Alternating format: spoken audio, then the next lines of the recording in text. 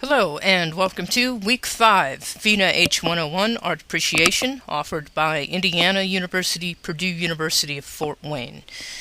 This topic for Week 5 are the physical characteristics of a work of art.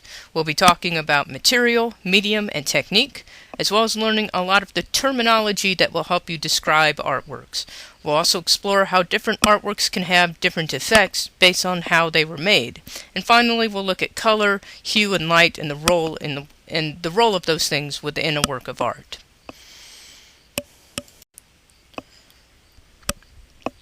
The first artworks we'll be looking at this week are two sculptures, both from the Renaissance and both representing the biblical character of David. For those of you unfamiliar with it, this story is from the book of Samuel, is a tale from the early life of King David, leader of the Israelites. Long before he became king, when he was only a teenager, David saved his people by defeating the giant Goliath in battle. Although he was young and had no armor, and armed only with a slingshot, David managed to knock Goliath out by hitting him in the forehead with a stone, and then grabbed the giant's sword and cut off his head. The statue on the left by Donatello shows David after he killed Goliath. You can actually see he's standing on the giant's decapitated head. In Michelangelo's statue on the right, David is depicted just before he uses the slingshot. The slingshot is over his shoulder as he ponders his attack. Beyond the moment in the narrative represented, I'd like you to consider and comment in your notes, jot this down, on how else these sculptures differ in their overall portrayal of who David is. Pay special attention to different media used to create each sculpture. Media, or medium in the singular sense, is the term that we use to refer to the material, such as wood or gold or paint on canvas, from which an artwork is created. Donatello's statue is made out of bronze, and Michelangelo's is made from marble. What did this week's selection from your textbook say about the difference between material and technique contributed to the different appearances of these two sculptures? And what do you see yourself as different that you can attribute to the different materials used here? There are many different techniques that an artist can use to create a sculpture. Technique means the way in which a work of art is created. These two statues, respectively, represent additive and subtractive techniques. The additive technique involves using sculptural material to build up a desired form. With the subtractive technique, a sculptor removes material to create the desired form. Michelangelo's sculpture is an example of the subtractive technique, because he began with a large block of stone and slowly carved away or subtracted the stone to create his figure. This process of removing the material, typically with tools such as chisels, is called carving. Donatello's bronze sculpture is an example of an additive technique because it was cast from bronze by adding metal to a hollow form. Casting is a technique which the artist pours molten metal into a mold to produce the form of a figure such as David. A final thing to consider is whether each artist has used the material and technique best suited for representing this individual idea of David. For example, can you imagine if the media were reversed? If Donatello's David were white marble and Michelangelo's were cast in bronze, do you think they'd have a different effect on the viewer if this was the case? Do you think this change would be better or worse? So think about that for a moment. Moving away from sculpture, I'd like to introduce a few technical terms that relate specifically to the creation of paintings. First is pigment. That's the dry ingredient in most paints that gives it its hue or color. Pigments can be made from natural or synthetic sources. Hue, by the way, is the general name given for a particular color of the visual spectrum.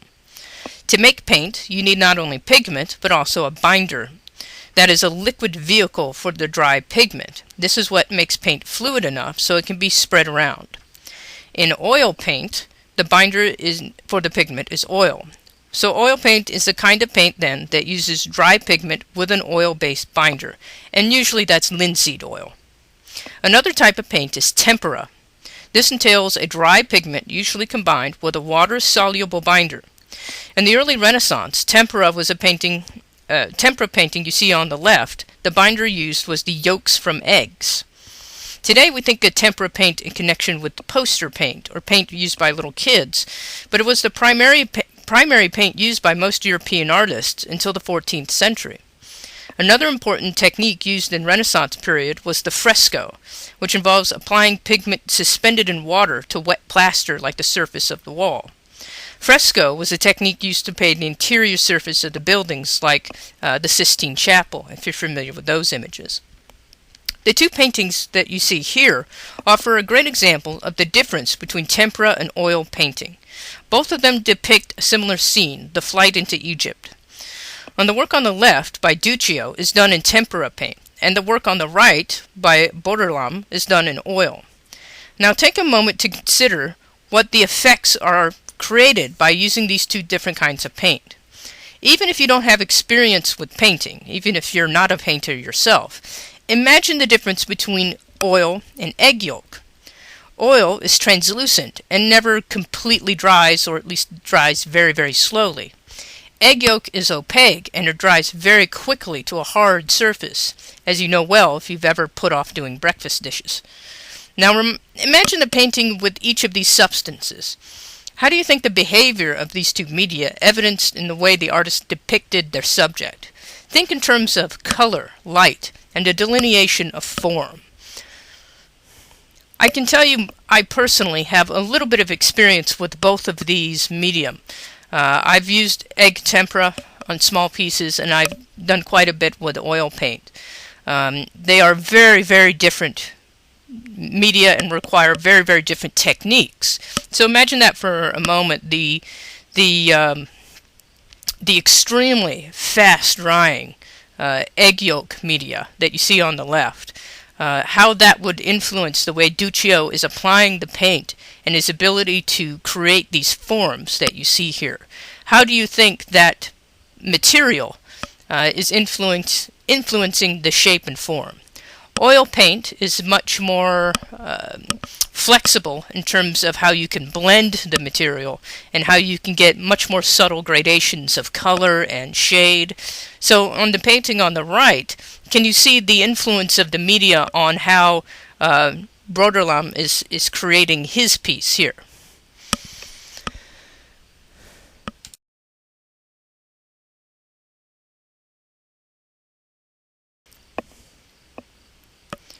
Let's consider the effects of color and its relationship to some theories on the ideas of color. What you see on this slide are two quotes written by men in the Middle Ages regarding color symbolism in Christian art. Now, pause the video and make sure you've read these slides and these quotes, and you understand what they're trying to say here. How are these two men thinking about color? And why is the consideration of color in art important, especially in a religious sense? In these quotes, the term color is used in a very general way, as we use it in casual conversation. But it's worth taking a minute to define a few other terms related to color. Color, by scientific definition, is the visible spectrum of light that is perceived by our eyes.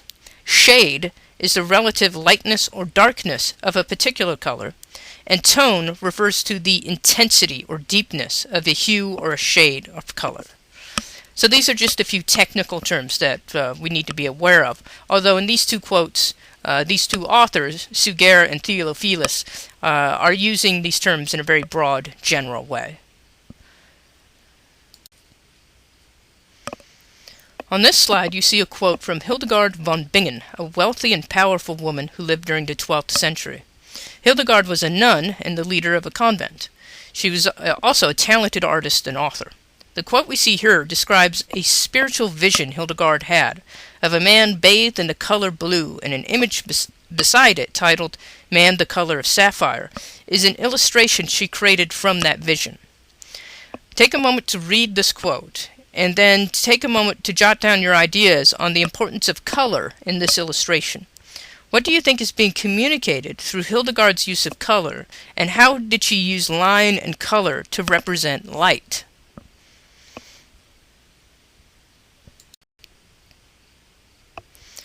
This modern painting by Ernst Ludwig Kirchner is an example of German Expressionism. an early 20th century art movement particularly known for using color to represent an artist's inner moods and subjective experiences. In this painting, you might observe that the colors actually have a push-pull effect on the eye. This is because they are both advancing colors and receding colors represented. Advancing colors are usually warm hues like red, orange, and yellow that give the appearance of coming forward in a composition, while receding colors are usually cooler hues like blues, purples, and greens that give the appearance of receding or moving away from us in the composition. Take a moment to describe the way Kirchner uses color here. Do you see both warm and cool colors? Which are which? And how might he use color to evoke a crowded, moving street scene? So I think there's a lot of motion and activity being depicted here. How is he using color to create that idea of movement? It wasn't only during the Middle Ages that people were concerned with color and spirituality. This quote is by the modern artist Kandinsky from 1911. Again, take a moment to read the quote, and then in your notes comment on how Kandinsky feels color should be used by artists. What does he see as the purpose of color in art? And what do you think, personally, about his ideas?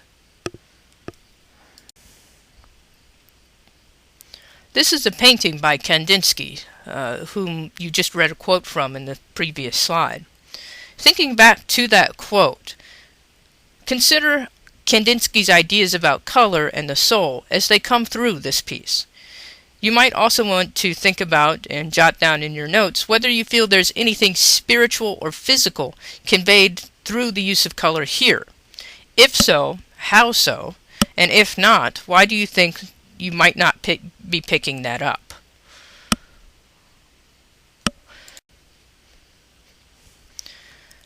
We'll end this week by looking at this painting. It's a pretty famous piece, The Old Guitarist by Pablo Picasso. It was painted during what is known now as his Blue Period, and you can visit it if you ever go to Chicago's excellent art museum, the Art Institute. The painting has been completed using a monochromatic color scheme, meaning that the subject is depicted using a range of shades and hues only within a single color. Obviously, in this case, the primary is the color blue. Picasso was an incredibly talented painter, so clearly he had reason for depicting his subject in something other than a naturalistic range of colors. Why do you think he made his choice, and what kind of visual and psychological effect does his use of color have? How would this image be different if he had painted the old man in the same style, but in a full range of hues? And finally, does color affect the type of music that you imagine this old man is playing? So take a moment to jot that down and consider that. As always, don't forget to participate in the online discussion and the quiz, where we'll be talking about some of these issues in more detail. That's it for this week. Thank you guys very much for your time and participation. If you have any questions or concerns, please feel free to email me. Until next time, I'll talk at you later.